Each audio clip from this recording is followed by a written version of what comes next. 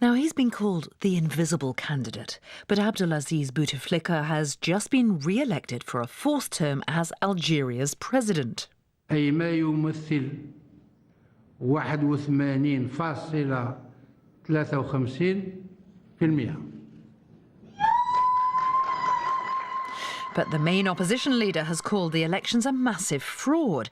And the 77-year-old leader has in fact been conspicuous in his absence in the run-up to these elections, making one fleeting appearance to cast his vote from his wheelchair.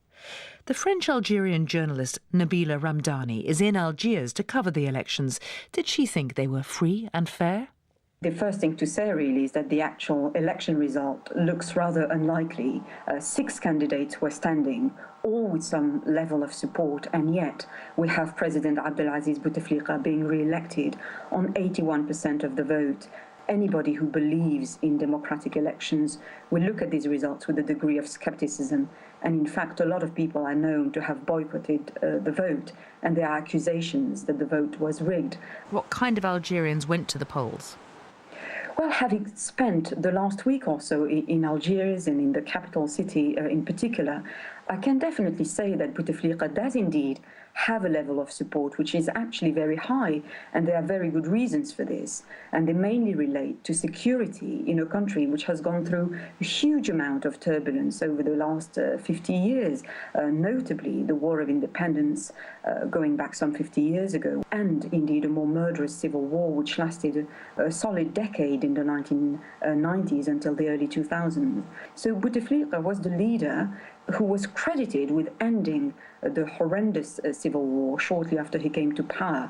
So there has been a vote for security and for stability, but then who is abstaining? Is it the younger voters who tend to feel their aspirations aren't being recognised or met?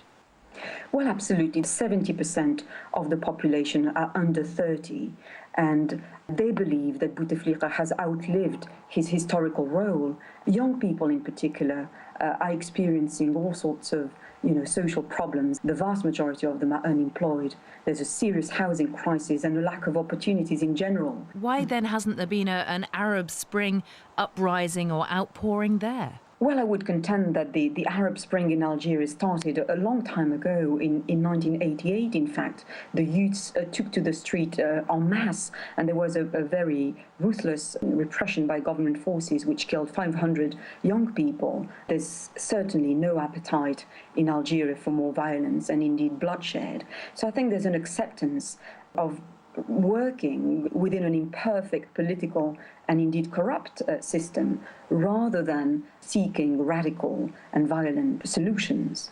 So President Bouteflika is then very secure in his position, but Nabila, can he actually govern? He's been very ill, hasn't he? Well, absolutely. I mean, I saw him cast his ballot and he was in a wheelchair, having suffered a very serious stroke.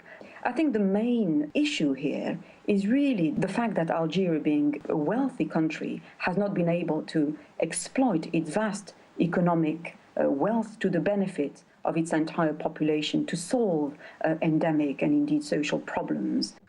Nabila Ramdani in Algiers.